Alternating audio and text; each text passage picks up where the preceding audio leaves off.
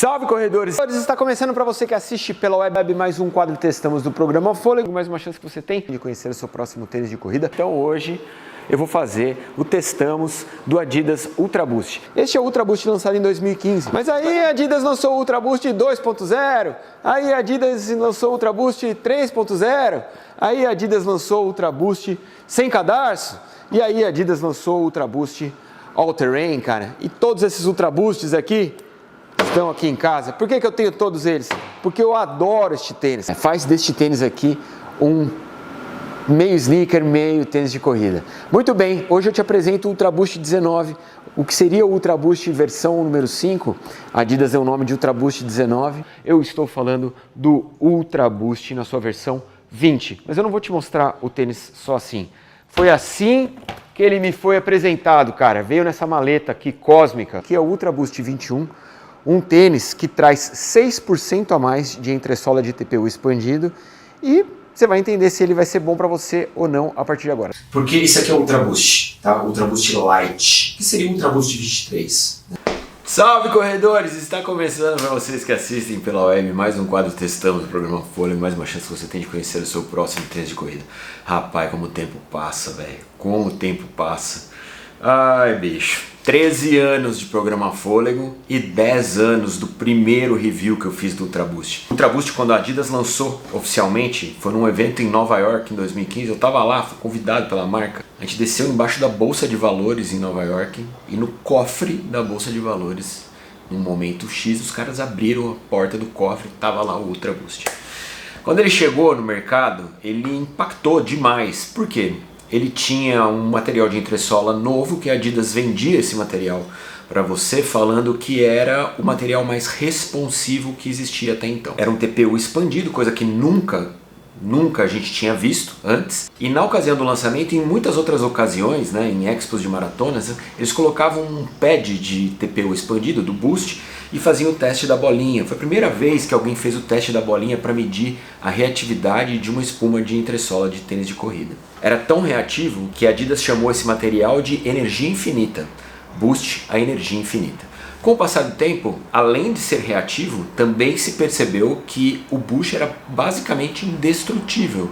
O TPU expandido tem propriedades de se conservar íntegro, diferente das espumas de EVA que se desgastam com muito mais facilidade. Só que essa integridade custava um preço, que é o peso. O TPU expandido nunca conseguiu ser leve. Era um problema seríssimo desse material de entressola. Os Ultra Boost sempre ficaram na casa dos 300 gramas. Mas até então, a gente não tinha muitos calçados leves para rodagem, como temos hoje, calçados de 250, 260 gramas que você consegue fazer seu treino longo. Então estava ok. E o tênis ainda tinha um plus, que ia durar mais do que 1000 km com toda certeza. Fomos assim, 2015, 2016, 17, 18, 4 edições do Ultra Boost em que ele se modificou muito pouco. Quando chegou em 2019, o mercado já estava invadido de novas espumas de entressola e até de placa de carbono, já existiam os calçados com placa. E o Ultra Boost foi meio que deixado de canto, né?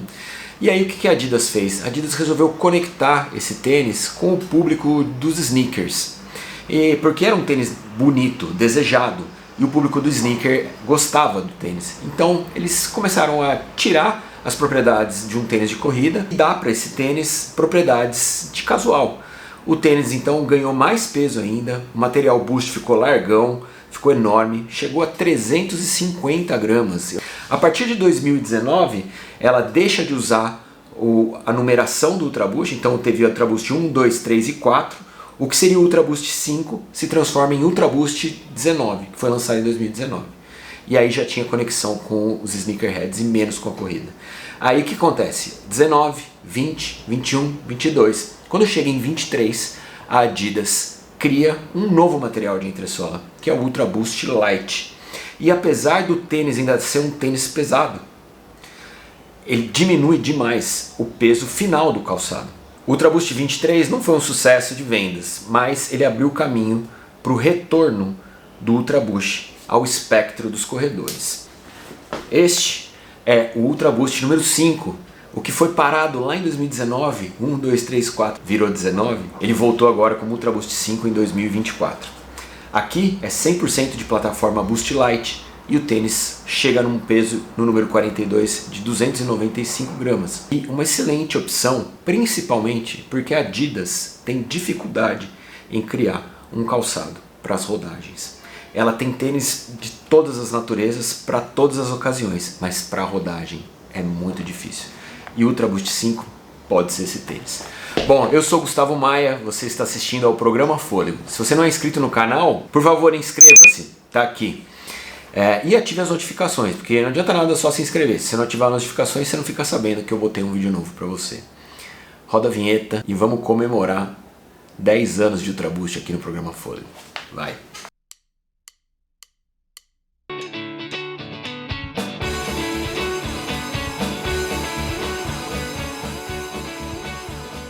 Vamos! Você já tá vendo, cara. Primeiro que eu achei lindo esse tênis, tá?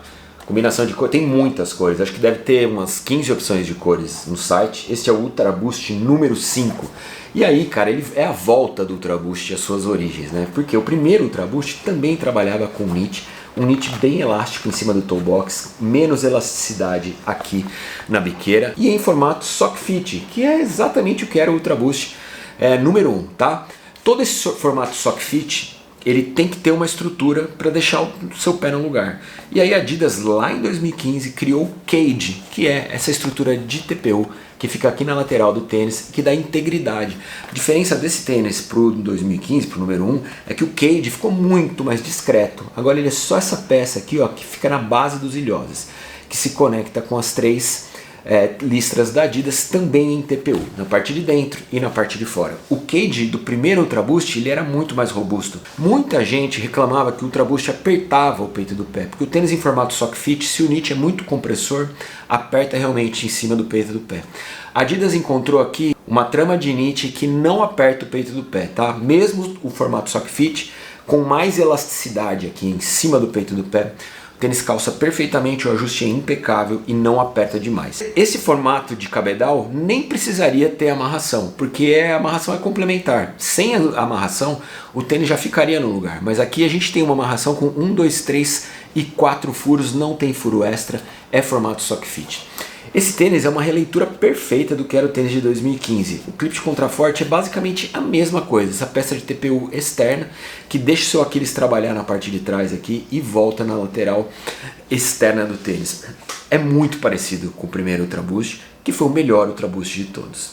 Só que tem uma diferença, e a diferença está na entressola. Tudo isso aqui é Ultra Boost Light. Isso é um game changer, cara.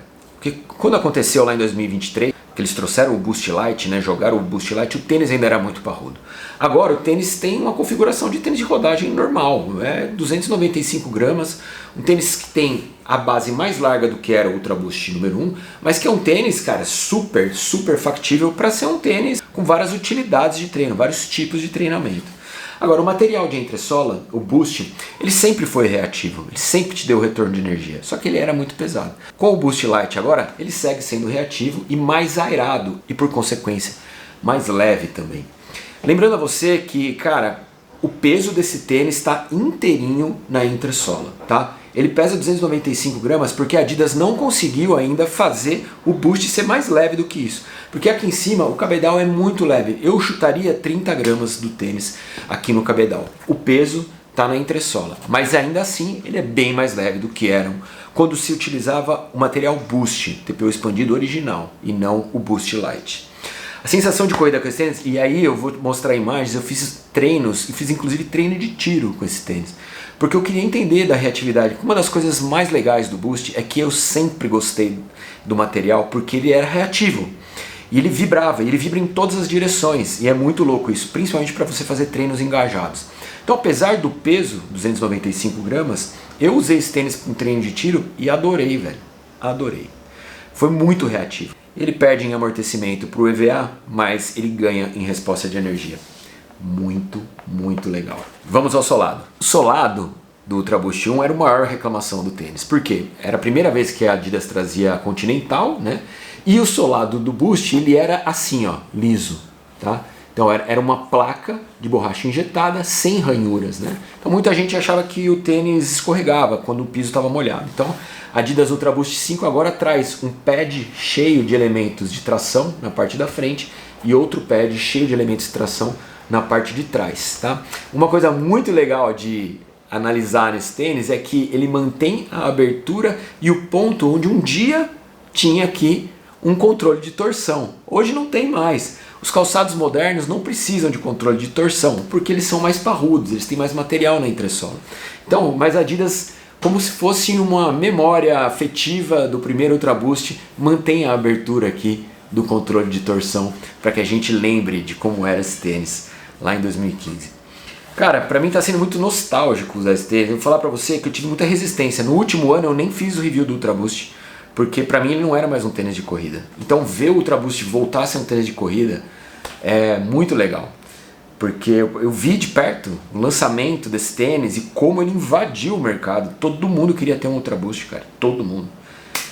A minha maratona mais rápida da vida eu fiz usando um tênis com a plataforma Boost, cara. Então é muito legal ver ele voltar. Mas como tudo na vida, tem os pontos positivos e negativos. O ponto negativo é que dificilmente a Adidas vai conseguir diminuir o peso desse tênis. Por quê? Como eu te falei, todo o peso está na entressola. E ela já chegou na expansão máxima do TPU, que permite que esse tênis chegue nesse peso. Dificilmente ela vai deixar o tênis mais leve. Isso acarretaria obrigatoriamente numa perda de durabilidade. O que me leva aos pontos positivos. Boost é interminável. É interminável. Se você comprar esse tênis, ele vai rasgar no cabedal antes de acabar a entressola, porque esse material de entressola é interminável. Segundo ponto positivo, ele está 50 gramas mais leve do que o Ultra Boost anterior. Terceiro ponto positivo, ele está R$200 mais barato do que foi lançado o Ultra Boost anterior. O Ultra Boost anterior chegou a 1.200 no mercado, esse chegou a 999, mas hoje, pelo link aqui embaixo, ele vai sair por 899, o que coloca ele numa faixa de preço muito legal para tênis de rodagem. Se está procurando um tênis para rodar, pode ser Ultra Boost, por 899 vai bem demais. E o último ponto positivo, nenhum tênis de rodagem vai te dar a reatividade que o Boost é capaz de te dar. Nenhum. Meus treinos de tiro que o digam. Cara, que legal ver esse tênis. Bom, espero que você tenha gostado, formato um pouquinho diferente aí, com bastante nostalgia. Não é todo dia que a gente comemora 10 anos de um review, né? Recapitulando para você, este é o Ultra Boost número 5, tênis de 295 gramas, 10mm de drop, 35,25 e 899 pelo link aqui embaixo. A gente se vê na quarta-feira, abraço para você, até lá, tchau.